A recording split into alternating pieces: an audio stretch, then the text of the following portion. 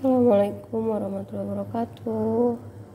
Apa kabar teman-teman? Sekarang kita mau bikin obat batuk. Didihkan air sama jeruk lemon. Jeruk lemonnya 1 biji aja, dipotong-potong. Oke. Mudah-mudahan bisa menyembuhkan batuk aku. Mudah-mudahan bisa menyembuhkan batuk siapa aja yang lagi batuk. Cobain deh.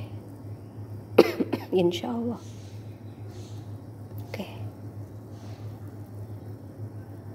Kalau udah mendidih gini airnya, pakai api kecil aja biar si lemonnya baunya itu tambah kuat.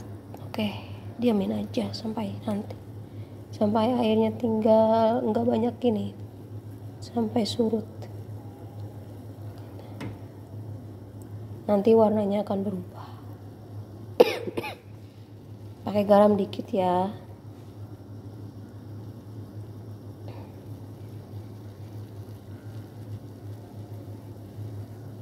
Dari kemarin aku lupa mau bikin ini. Hari ini baru inget bikin lemon karena udah capek, batuknya udah parah. Obat dari dokter nggak mempan lah ini, insya Allah.